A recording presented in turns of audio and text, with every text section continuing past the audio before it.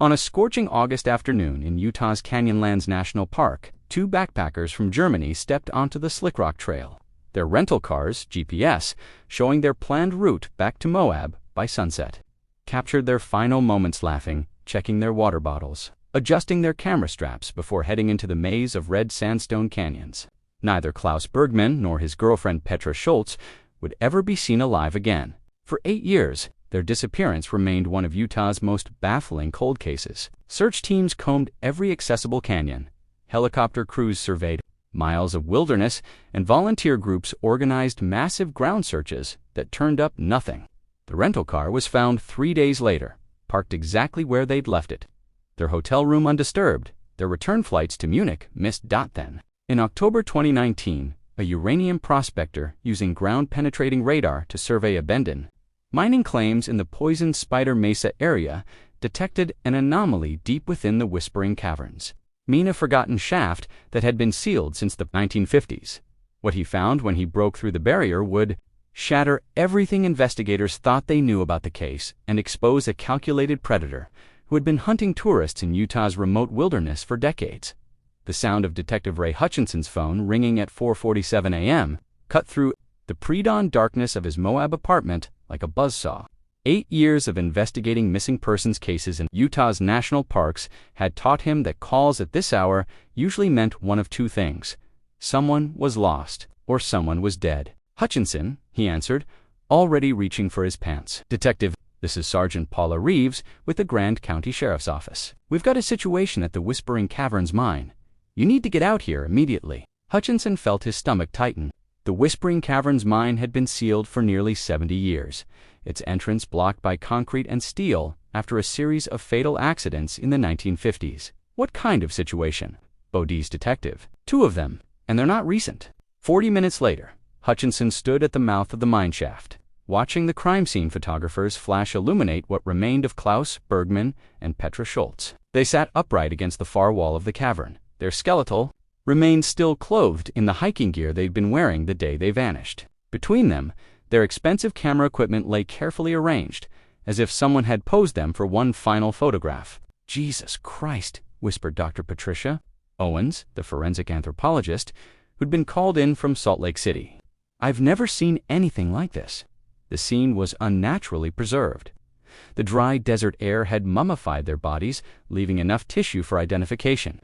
But what made Hutchinson's blood run cold wasn't the condition of the remains, it was their positioning. They sat facing each other, backs against opposite walls, their hands placed carefully in their laps. Around them, their personal belongings were arranged with meticulous precision: water bottles, trail maps, and their backpacks positioned as if they were still on a guided tour. "How long have they been here?" Hutchinson asked. Dr. Owens knelt beside the remains, her experienced eyes taking in details that would haunt the investigation.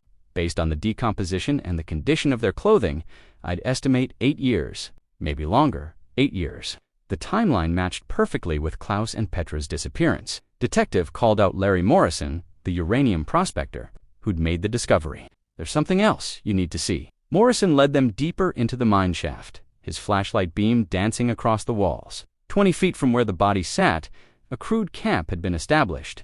Sleeping bags, canned food, water containers, and a portable stove were arranged in a circle around what appeared to be a journal wrapped in plastic. Hutchinson pulled on latex gloves and carefully unwrapped the journal. August 15, 2011, the day after Klaus and Petra had vanished. Day 1, they're asking too many questions. Had to move them to a secure location. The mine is perfect isolated, forgotten, no cell service. They'll be safe here while I figure out what to do next. The handwriting was neat, controlled, almost clinical. Hutchinson flipped through more pages, his horror growing with each entry. Day 3, Petra is crying again. "Klaus keeps demanding to know why I brought them here. I've explained that they were in danger, that there are people who want to hurt tourists, but they don't understand. They will, eventually." Day 7, Klaus tried to escape again today. Had to secure the entrance more thoroughly. They're both refusing to eat now. "I keep telling them this is temporary, that I'm protecting them, but they won't listen." Day 12, Petra collapsed today. "Klaus is weak too. I think they're giving up too easily. I've been leaving them food and water every day, but they're not trying hard enough to survive." Dr. Owens had moved to examine the entrance to the mine shaft. "Detective, look at this." The concrete barrier that had sealed the mine for decades showed signs of recent modification. Someone had carefully removed a section, creating an opening just large enough for a person to crawl through, then resealed it from the outside. The work was professional, done with tools and expertise that suggested someone with construction or engineering knowledge.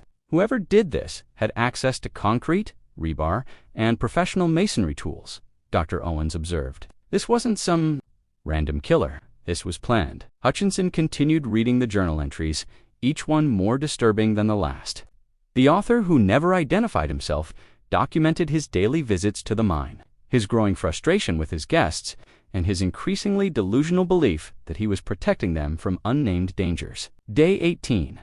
To dig through the barrier with his bare hands, his fingers are bloody, but he won't stop.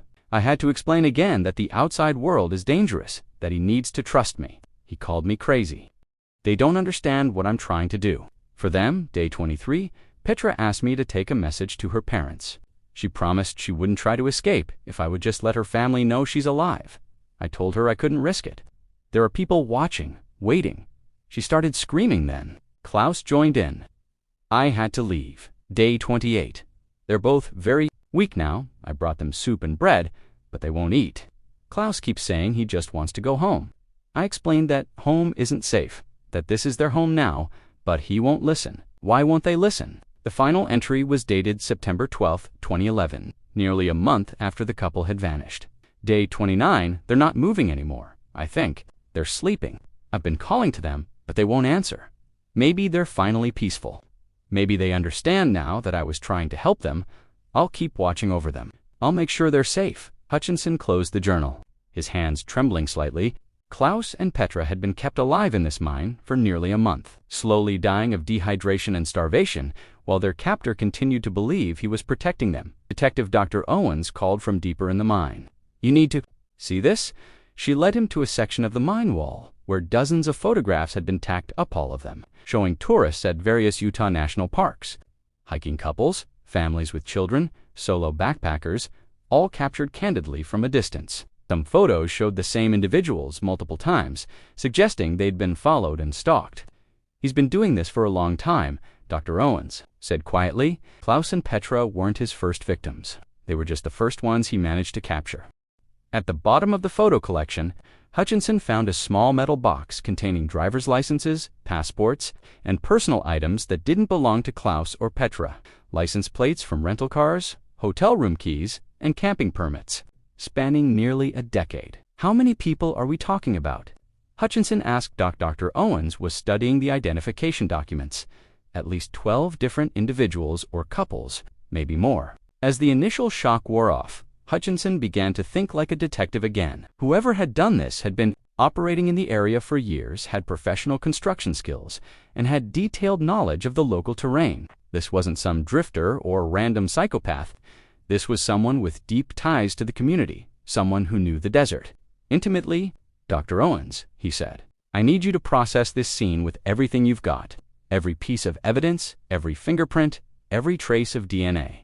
And I need you to do it quietly. If this person is still out there, still operating, we can't risk spooking him. What about the other missing persons cases? If he's been doing this for years, then we're about to reopen every cold case in Utah," Hutchinson finished, "and we're going to find out just how many people this bastard has killed." As the sun rose over the red rocks of Canyonlands, casting long shadows across the crime scene, Detective Ray Hutchinson stood at the mouth of the Whispering Caverns mine and tried to comprehend the magnitude of what they'd discovered.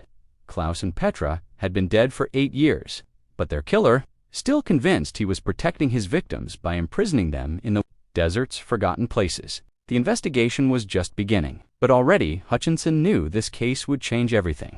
The Utah desert had been keeping its secrets for decades, but now those secrets were finally coming to light. The news of the discovery spread through Moab like wildfire. Within hours of the bodies being removed from the Whispering Caverns mine, Detective Hutchinson found himself fielding calls from reporters. The small desert town, used to the occasional hiking accident or search and rescue operation, was suddenly the center of a serial killer investigation that reached back decades. FBI Special Agent Caroline Torres arrived from Salt Lake City on the afternoon of the discovery, her credentials and reputation preceding her. She'd built her career on cold cases, specifically those involving missing persons in national parks. When she walked into the Grand County Sheriff's Office, every conversation stopped. "I understand you've uncovered something that might connect to several federal cases." Hutchinson led her to the conference room where he'd spread out everything they'd found in the mine. The journal, the photographs, the identification documents, and the preliminary forensic report from Dr. Owens covered every surface. Tourists, but Klaus and Petra appeared to be the only ones he actually captured and held. Agent Torres studied the photographs tacked to the mine wall. These surveillance photos span at least 10 years. Look at the camera quality, the digital timestamps. He's been watching people for a long time. She pulled out a thick file folder. "I've been tracking disappearances in Utah's national parks for the past 5 years. 14 cases where tourists simply vanished without a trace. No bodies, no evidence, no leads. Most were assumed to be hiking accidents or people who got lost and died of exposure." Hutchinson felt his stomach drop. "You think they're all connected?" "I think we need to start with the assumption that they are." Torres spread out missing persons reports across the table. "Look at the pattern. All tourists, all visiting from out of state or out of country, all disappeared while hiking alone, in small groups." The first file she opened showed a young couple from Sweden who'd vanished in Arches National Park in 2008. The second was a solo hiker from Japan who'd disappeared near Dead Horse Point in 2010. The third was a family of 4 from Canada who'd never returned from a camping trip in 2012. "The Hartley family," Torres said, pointing to the Canadian case. "Parents and twin daughters, ages 8 and 10. They were supposed to check out of their campsite on July 15, 2012. Park rangers found their tent still set up. Food still in the cooler, but no sign of the family." Hutchinson studied the photographs of the missing family. Any evidence of foul play? None that was recognized at the time. "But look at this." Torres pulled out a map and began marking locations. Every disappearance occurred within a radius of abandoned mining operations, and every missing person was staying at the same hotel. Which hotel? The owner, Thomas Kellerman, has been running it for 20 years. Hutchinson felt the first piece of the puzzle click into place they don't even know exist. Dr. Owens arrived at the sheriff's office carrying a preliminary forensic report that would reshape their understanding of the case. "I've got good news and bad news," she announced. "The good news is we've recovered excellent DNA evidence from the mine. The bad news is the pattern of injuries suggests Klaus and Petra weren't the only ones who died in that mine." She spread out photographs of the skeletal remains on the conference table. "Look at the positioning of the bodies. That's not natural. Someone arranged them that way." "Post-mortem." "Positioning?" Torres asked. "No, that's the disturbing part. Based on the wear patterns on their clothing and the position of their joints, they were placed in those positions while they were still alive, probably during their final days. They were too weak to move." Hutchinson felt sick. He was staging them. "There's more. I found trace evidence suggesting at least 2 other individuals were held in that mine at different times. Different hair fibers, DNA traces, and what appears to be fabric from clothing that doesn't match what Klaus and Petra were wearing." Torres pulled out her files again. The Swedish couple, Lars and Ingrid Andersson, disappeared 3 years before Klaus and Petra. The Japanese hiker, Hiroshi Tanaka, disappeared 1 year before. "If this guy has been operating for over a decade," Hutchinson said, "how many people are we talking about? Based on what we found in the mine, I count evidence of at least 16 different individuals. Driver's licenses, credit cards, passports, personal jewelry. Some of the items date back to 2003. The scope of the investigation was becoming clear. They weren't dealing with a single murder case. They were looking at potentially the largest. I want to know every tourist who stayed at the Desert Rose Inn and subsequently disappeared. I want to know Thomas Kellerman's background, his access to mining equipment, his knowledge of the local terrain."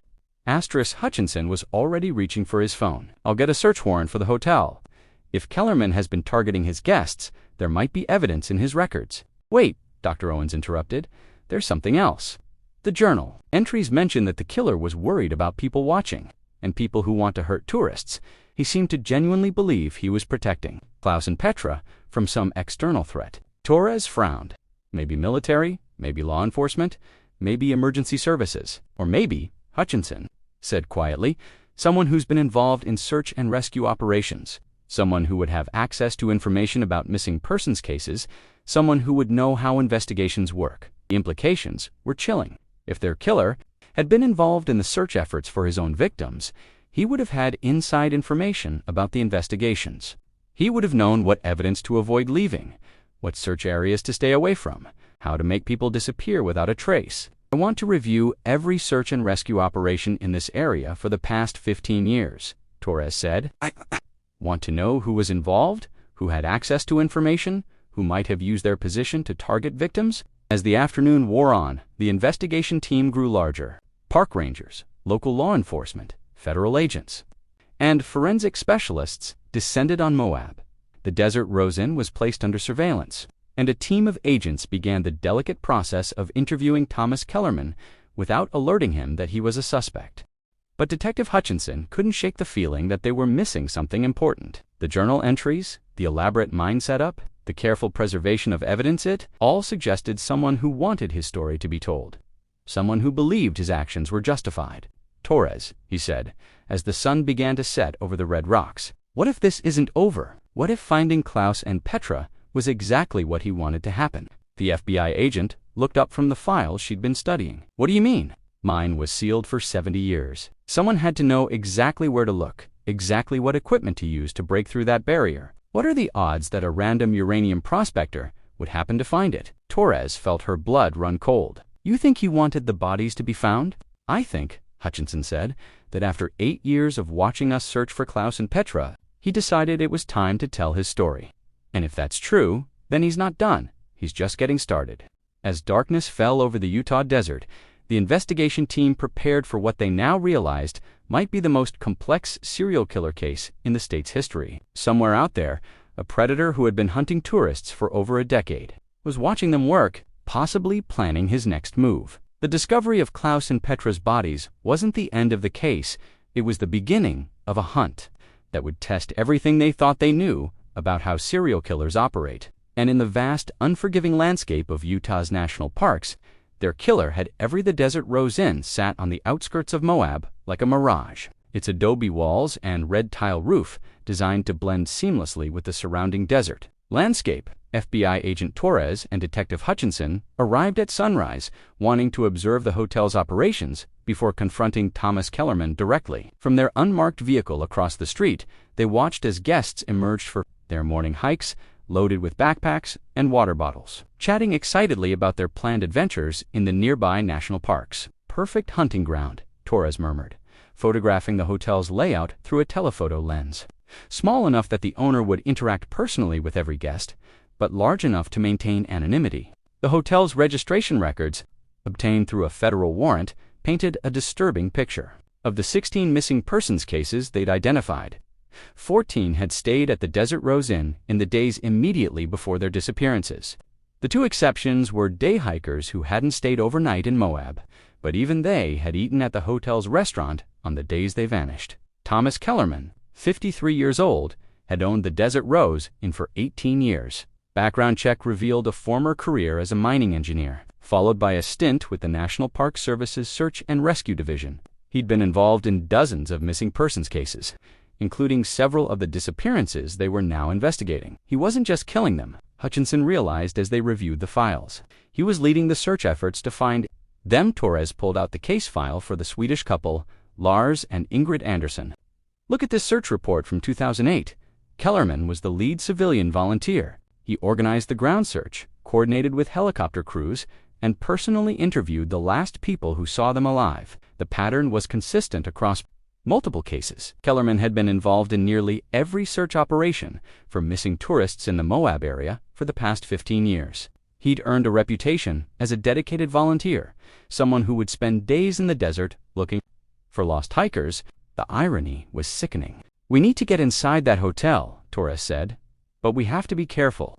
If he suspects we're onto him, he might destroy evidence or run. They decided on a direct approach. Torres would pose as a federal agent investigating a different case, while Hutchinson would remain in the background to observe Kellerman's reactions. They entered the hotel's lobby at 8:30 a.m., just as the morning checkout rush was beginning. Thomas Kellerman stood behind the reception desk, Tall man with graying hair and the weathered complexion of someone who spent considerable time outdoors. He was helping a young couple plan their hiking route, his finger tracing trails on a detailed topographical map spread across the counter. "Make sure you stay on the marked trails," he was saying. "The desert can be unforgiving, and it's easy to get turned around out there. I've been involved in too many search and rescue operations for people who thought they could handle more than they actually could." The casual mention of search and rescue operations made Torres and Hutchinson exchange glances. Kellerman was already establishing his credentials as someone concerned about tourist safety. When the couple left for their hike, Torres approached the counter. "Mr. Kellerman, I'm Special Agent Torres with the FBI. I'm investigating a case that might involve some of your former guests." Kellerman's expression remained neutral, but Hutchinson noticed his hands tighten slightly on the map he was folding. "Of course, Agent Torres. I'm always happy to help law enforcement." "Which case are you investigating?" "We're looking into the disappearance of Klaus Bergman and Petra Schultz. They stayed here in August 2011. "Ah, yes, the German couple. Tragic case. I remember them well, such a nice young couple, so excited about their first visit to Utah. I helped them plan their hiking route, gave them all the safety information, but ... double quotes. He shook his head sadly. "The desert claimed them, just like it's claimed so many others." His response was too polished, too practiced. Torres recognized the performance of someone who'd told this story many times before. "Actually, Mr. Kellerman, we've found their bodies. They were discovered yesterday in the Whispering Caverns mine." For just a moment, Kellerman's mask slipped. His eyes widened, and his hand moved involuntarily to his throat. Then he recovered, his expression shifting to one of surprise and concern. "You found them? After all these years? That's incredible. The Whispering Caverns mine has been sealed since the 1950s. How did they get inside?" "That's what we're trying to determine," Torres said. "The mine entrance had been modified, professionally opened, and resealed. We're looking for someone with mining or construction experience who would have had access to the necessary equipment." Kellerman nodded thoughtfully. "Well, as you probably know from my background, I spent 15 years as a mining engineer before I bought this hotel. I've worked on dozens of mine sites throughout Utah, but I can't imagine how Klaus and Petra would have ended up in that particular mine. It's miles from any established hiking trail, unless someone led them there," Hutchinson said quietly. Kellerman's eyes shifted to the detective. "I'm sorry, I don't believe we've been introduced. Detective Hutchinson, Grand County Sheriff's Office. Have been investigating missing persons cases in this area for 8 years. Your name appears in a lot of files. I take my civic duty seriously. Detective, when tourists go missing in our community, I feel responsible. I've spent hundreds of hours participating in search operations, and I've donated thousands of dollars to equip volunteer search teams." "Very admirable," Torres said. "Mr. Kellerman, we'd like to review your guest records for the past 15 years. We're investigating several missing persons cases, and we're trying to establish patterns. Certainly, I keep detailed records of all my guests, but I should mention that most of these cases have already been investigated thoroughly. I've provided information to law enforcement multiple times." As Kellerman led them to his office, Hutchinson noticed the walls were covered with photographs from search and rescue operations. Kellerman appeared in dozens of photos, often standing next to grieving family members or speaking with park rangers. In several images, he was holding maps or GPS devices, clearly in a leadership role. "You've been very involved in search operations," Torres observed. "It's heartbreaking work, but someone has to do it. Tourists come here from all over the world, and they don't understand how dangerous the desert can be. I've seen too many families destroyed by these tragedies." Kellerman's computer records were extensive and well organized. He could provide detailed information about virtually every guest who'd stayed at the hotel over the past 2 decades. Torres noticed something troubling in the data dot. "Mr. Kellerman, I see that you've been upgrading your security systems regularly. Cameras, electronic locks, guest tracking systems. That's quite sophisticated for a small hotel. Is our livelihood, Agent Torres. If people don't feel safe here, they won't come back. I've invested heavily in security to protect my guests." But as Torres examined the security setup, she realized it wasn't designed to protect guests from outside threats. Was designed to monitor them. Cameras covered every entrance and exit. Motion sensors tracked movement throughout the hotel. And the electronic lock system logged every time a guest entered or left their room. "These systems would give you detailed information about your guests' movements," she said. "Yes, It helps us provide better service. If someone needs assistance or hasn't been seen for a while, we can check on them. Hutchinson was studying the photographs on the wall more carefully. One image, taken during a search operation in 2012, he could see the entrance to the Whispering Caverns mine in the background. Kellerman was standing in the foreground, directing a group of volunteers away from that particular area. "Mr. Kellerman," he said, "this photograph shows the Whispering Caverns mine during a search operation. You seem to be directing the search team away from that location." Kellerman glanced at the photo. "The mine has been sealed for decades. It would be impossible for anyone to get inside, so there was no point in wasting time searching there."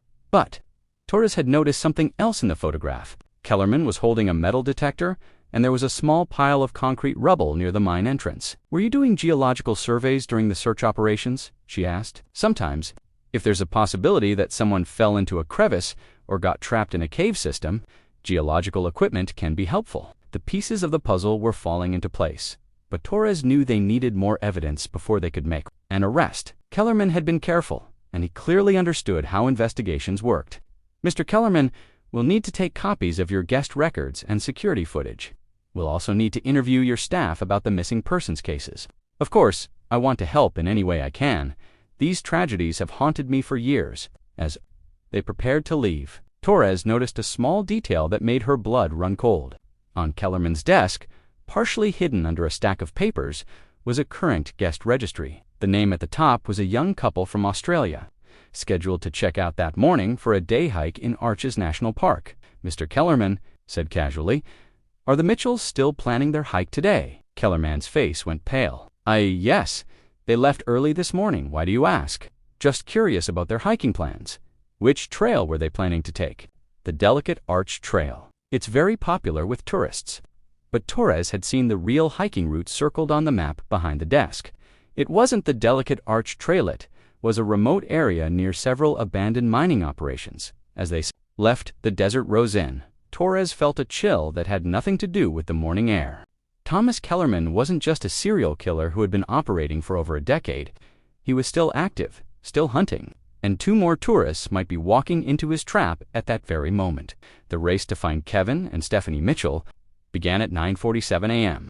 when FBI agent Torres and Detective Hutchinson realized that the Australian couple might be Thomas Kellerman's next victims.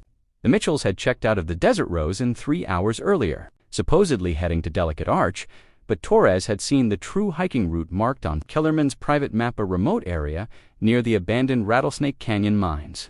"Units, this is Torres."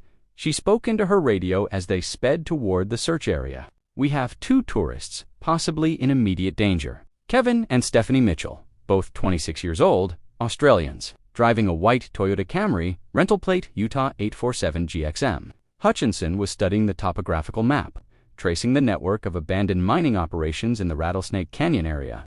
There are at least 6 different mine sites within a 3-mile radius. If Kellerman is following his pattern, he'll try to isolate them in one of these locations. The Utah Highway Patrol had already spotted the Mitchells' rental car parked at a trailhead 12 miles north of Moab, but the trail they'd apparently taken didn't lead to any popular hiking destinations, wound through a maze of red rock canyons toward the abandoned mining district. "Torres, this is Sergeant Reeves. We've got eyes on the rental vehicle.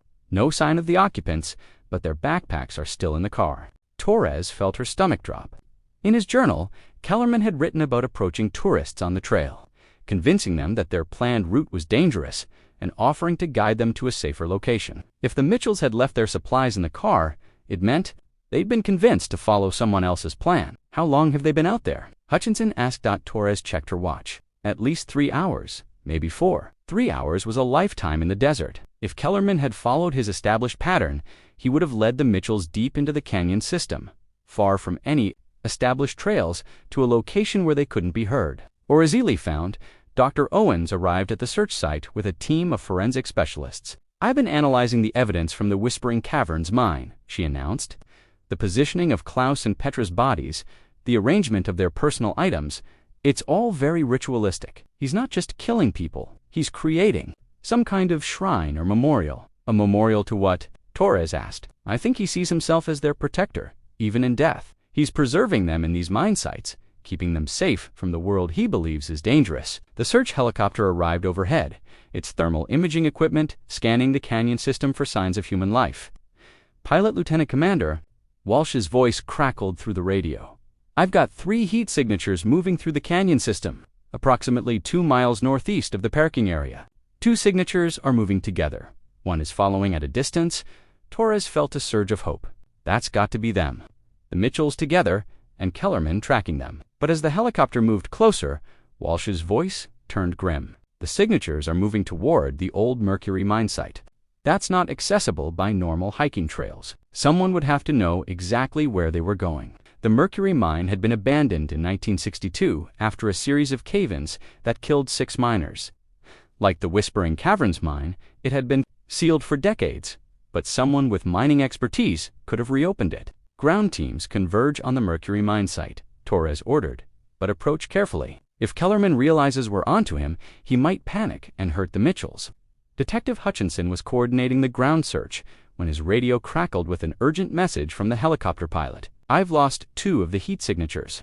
They've either gone underground or they're no longer generating heat." The implications were terrifying. Either the Mitchells had been led into the mine system or they were already dead. "How close are we to the Mercury mine?" Torres asked. 15 minutes on foot," replied Sergeant Reeves, who was leading the closest. "Ground team, but the terrain is rough. We'll have to move carefully." As the search teams closed in on the Mercury mine, Torres tried to think like Kellerman. He'd been operating for over a decade, always staying one step ahead of law enforcement. He had to know that the discovery of Klaus and Petra's bodies would eventually lead investigators to him. So why take the risk of capturing another couple? "Dr. Owens," she said into her radio, "in your analysis of the Whispering Caverns mine, did you find any evidence that Kellerman visited the site recently?" "Actually, yes. I found fresh footprints in what appeared to be recent offerings flowers, candles, personal items. He's been maintaining the site like a grave." Torres understood. Kellerman hadn't just been killing tourists for over a decade, he'd been building a collection. The mine sites were his private cemetery, his way of keeping his victims safe forever. And now that law enforcement had found one of his sites, he was trying to complete his collection before he was caught. "All units, this is an active hostage situation," Torres announced. "Approach with extreme caution. The suspect is armed and extremely dangerous." At 11:23 a.m., Sergeant Reeves's team reached the Mercury mine site. The concrete barrier that had sealed the entrance for 60 years had been carefully removed, revealing a dark opening into the mountain. Fresh footprints led directly into the mine shaft. "I can hear voices," Reeves whispered into his radio. "Multiple individuals coming from deep inside the mine." Torres arrived at the mine entrance 5 minutes later, accompanied by FBI hostage negotiator Special Agent Robert Chen. The opening was narrow, barely wide enough for one person to pass through at a time. If Kellerman was inside with the Mitchells, they would have to proceed with extreme caution. Agent Chen set up his communication equipment at the mine entrance. "Thomas Kellerman," he called into the darkness, "this is the FBI. In there, and we want to talk." The response came from deep within the mine, Kellerman's voice echoing off the stone walls. "You don't understand what you're doing. These people are in danger. I'm protecting them. Mr. Kellerman, we want to help you protect them, but we need you to bring Kevin and Stephanie to the entrance so we can make sure they're safe." "Safe?" Kellerman's laugh was bitter. "The outside world isn't safe. Look what happened to Klaus and Petra. I tried to protect them too, but they wouldn't listen. They kept trying to leave." Torres felt a chill. Kellerman genuinely believed he was protecting his victims. In his delusional mind, he wasn't a killer, he was a savior. "Thomas," Agent Chen continued, "tell us about Klaus and Petra. Help us understand. What happened to them?" There was a long silence. Then Kellerman's voice again, closer to the entrance. "They were so young, so naive. They had no idea how dangerous it is out there. The desert, the wildlife, the people who prey on tourists. I had to take them somewhere safe, and the mine was safe. It was perfect. Isolated, protected. No one could hurt them there. I'd brought them food, water, everything they needed, but they were ungrateful. They kept trying to escape." Through her earpiece, Torres heard Dr. Owen's voice from the command post. "He's exhibiting classic symptoms of a caretaker complex. He genuinely believes he's helping his victims, even as he's killing them." Agent Chen continued the negotiation. "Thomas, what about Kevin and Stephanie? Are they safe right now?" "They're learning. Kevin understands better than Stephanie. He stopped fighting. But she keeps crying, keeps asking for her family. I've explained that her family is far away, that they can't protect her like I can. Torres made a hand signal to Sergeant Reeves, who began moving a small tactical team around to the back of the mine site. If there was another entrance, they needed to know about it. Thomas, we want to meet Kevin and Stephanie. Can you bring them to where we can see them? No, you'll try to take them away. You'll expose them to all the dangers I've been protecting them from. The psychological profile was becoming clearer. Kellerman had constructed an elaborate delusion, where the outside world was dangerous and he was the only one who could provide safety. Each victim he captured reinforced this delusion. Kellerman Torres called out, "I'm Special Agent Torres. I investigated Klaus and Petra's disappearance for 8 years. I want to understand what happened to them." You want to understand? Kellerman's voice was getting closer. Then come inside. Come see what I've built for them. Against protocol. Torres began moving toward the mine entrance. Agent Chen grabbed her arm. Don't. We don't know how stable he is. But Torres shook him off. He wants to show us something. He's been building up to this moment for 8 years. She stepped into the mine opening, her flashlight beam cutting through the darkness.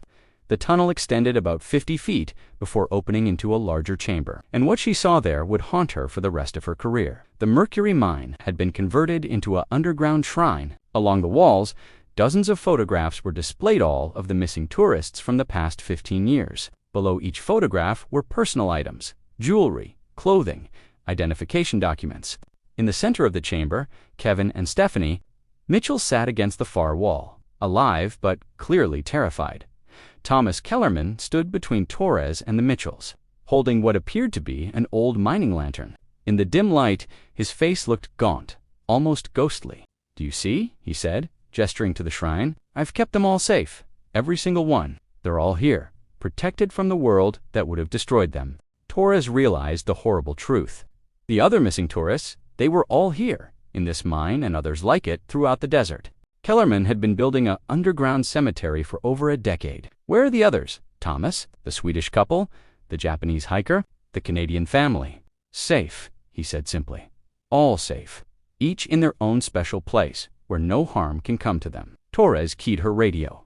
"I need all available teams to survey every abandoned mine site within a 20-mile radius. We're looking for more burial sites." "You still don't understand," Kellerman said sadly. "I didn't bury them. I preserved them. I kept them exactly as they were, so they could be remembered." Kevin Mitchell managed to speak, his voice hoarse. "Please," he whispered. "He's been keeping us here for hours. He says we can't leave because it's dangerous outside." "It is dangerous," Kellerman snapped. "Look at all the people who've died in these deserts. Heat stroke, dehydration, falls, animal attacks. At least here, you're safe." Torres slowly reached for her weapon. "Thomas, I need you to step away from Kevin and Stephanie. Let them come to me." "No. They stay here. They're mine to protect now." The standoff continued for another 20 minutes before SWAT officers entered through a secondary tunnel that Sergeant Reeves had discovered. Kellerman was taken into custody without further violence, but not before he made one final, chilling statement. "You think you're saving them," he said as he was handcuffed, "but you're sending them back to a world that will destroy them. I was the only one who truly cared enough to keep them safe forever." Kevin and Stephanie Mitchell were rushed to the hospital, physically unharmed but psychologically traumatized. They would recover, but the experience would change them forever. As the investigation continued, search teams began the grim task of locating the other mine sites where Kellerman had preserved his victims. Over the next several weeks, they would discover 12 more locations, each containing the remains of tourists who had vanished over the past 15 years. The scale of Kellerman's operation was unprecedented in Utah's criminal history, but perhaps the most disturbing aspect of the case was Kellerman's genuine belief that he had been protecting his victims. Even during his interrogation, he maintained that he was a savior, not a killer. In his twisted mind, he had saved dozens of people from the dangers of the outside world by preserving them forever in the desert's forgotten places. The arrest of Thomas Kellerman sent shockwaves through Utah's tourism industry and law enforcement community. Over the following months, as investigators systematically located and excavated his underground shrines, the true scope of his crimes became apparent. 17 separate mine sites contained the remains of 34 individuals, tourists from around the world who had come to experience Utah's natural beauty and instead became victims of one. Man's deranged protective instincts, the desert Rosen was closed permanently. its property seized as evidence in what prosecutors called the largest serial killing case in Utah's history. FBI behavioral analysts studied Kellerman's methods, trying to understand how one person could operate undetected for so long while maintaining a respected position in the community. Dr. Patricia Owens led the forensic investigation, spending months carefully documenting each crime scene. What emerged was a pattern of ritualistic preservation that went far beyond simple murder. Kellerman had treated each mine site as a sacred space, regularly visiting to maintain the remains and add personal touches, flowers, candles, photographs, and items that belonged to the victims. He wasn't just killing them, Dr. Owens explained to the prosecution team. He was creating permanent memorials. Each site was carefully arranged to preserve the victims exactly as he remembered them, down to their clothing and personal possessions. The psychological evaluation of Thomas Kellerman revealed a complex personality disorder, rooted in childhood trauma and reinforced by years of involvement in search and rescue operations. Dr. Amanda Price, the forensic psychiatrist assigned to the case, spent hundreds of hours interviewing Kellerman to understand his motivations. He genuinely believed he was saving people, Dr. Price testified. His delusion was so complete that he saw himself as a protector, even as he was imprisoning and ultimately killing his victims. Irony is that his extensive involvement in search and rescue operations actually reinforced his belief that the desert was dangerous and that he was the only one who could keep people safe. Kellerman's Rayol became an international media sensation. Families of victims traveled from around the world to attend the proceedings, seeking closure for loved ones who had vanished years earlier. The courtroom was packed daily with reporters, law enforcement officials, and members of the public trying to understand how such horrific crimes could go undetected for so long. The prosecution, led by Utah Attorney General William Hassan, presented a methodical case that traced Kellerman's crimes from his first victim in 2003 through his final capture in 2019. They showed how Kellerman had used his position at the Desert Rose Inn to identify potential victims, his mining expertise to create underground prisons, and his search and rescue credentials to misdirect investigations. Thomas Kellerman was a predator who used his reputation as a protector to hunt and kill innocent people, Hassan told the jury.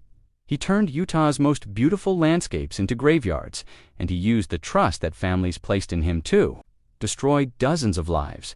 The defense, led by public defender Rachel Goldman, didn't dispute the facts of the case, but argued for mental illness as a mitigating factor. They presented evidence of Kellerman's childhood abuse, his traumatic experiences during mining accidents, and his gradual development of delusions about protecting people from imaginary dangers. Thomas Kellerman is not a monster, Goldman argued.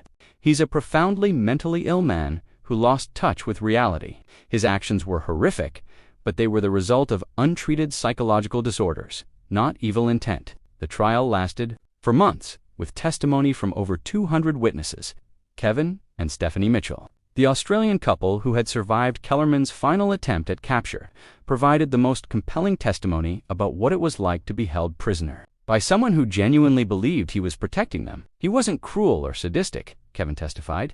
He was almost paternal, constantly telling us that we were safe, that he was keeping us from harm. But he wouldn't let us leave, and he became agitated whenever we asked about contacting our families. It was like being held prisoner by someone who thought they were doing you a favor. The jury deliberated for 3 days before returning guilty verdicts on 34 counts of first-degree murder. Thomas Kellerman was sentenced to life in prison without the possibility of parole, but the judge's comments during sentencing reflected the complex nature of the case. Mr. Kellerman, your crimes are among the most serious ever prosecuted in this state, Judge Patricia Reynolds said, but I want to acknowledge that your mental illness, while not excusing your actions, helps explain how you could commit such terrible acts while genuinely believing you were helping your victims. You will spend the rest of your life in prison, but I hope you will also receive the mental health treatment you should have received years ago. The impact of the Kellerman case extended far beyond the courtroom. The National Park Service implemented new safety protocols for tourists, including better coordination with local law enforcement and more sophisticated tracking systems for missing persons cases. Hotels and tourism businesses throughout Utah were required to undergo background checks and implement guest safety measures. Detective Ray Hutchinson, who had investigated missing persons cases in Utah for over a decade, found his perspective on the work fundamentally changed. For years, we assumed that people who disappeared in the desert had died from natural causes. Heat, dehydration, getting lost, he reflected. We never imagined that someone could be systematically hunting tourists while helping us search for them. FBI agent Carolyn Torres was promoted to head the Bureau's new National Parks Serial Crimes Task Force, designed to identify and investigate cases where serial killers might be operating in remote wilderness areas. The Kellerman case taught us that national parks and wilderness areas can provide perfect cover for predators, she said. We can't assume that missing persons cases in remote areas are just accidents anymore. For the families of Kellerman's victims, the trial provided some closure, but also raised difficult questions about how the crimes could have been prevented. Many of the victims had been experienced hikers who had taken appropriate safety precautions. They had stayed at a reputable hotel, informed people of their plans, and carried proper equipment. None of it had mattered because the danger came from someone they trusted. We can't blame the victims or their families, said victim advocate Lisa Patterson, who worked with many of the families during the trial. They did everything right. They just encountered a predator who was expert at exploiting the trust that makes tourism possible. The Desert Rosen property was eventually demolished, but the site became an unofficial memorial where people left flowers and photographs for Kellerman's victims. The Utah legislature passed the Tourist Safety Act, requiring hotels and tours operators to undergo enhanced background checks and implement better guest tracking systems. As for Thomas Kellerman himself, he was transferred to the Utah State Prison's maximum security psychiatric unit, where he continues to serve his life sentence, despite years of treatment. He maintains that his actions were justified and that he was protecting his victims from greater harm. He still doesn't understand that he was the danger, Dr. Price noted in her final report. His delusion is so complete that even confronted with overwhelming evidence of the harm he caused, he genuinely believes he was saving people. It's one of the most complete breaks from reality I've ever encountered in my career. The investigation officially closed in 2021, but its effects continue to resonate throughout Utah's law enforcement and tourism communities. The case changed how missing persons investigations are conducted in remote areas and led to new protocols for monitoring individuals who volunteer for search and rescue operations, Klaus Bergman and Petra Schultz.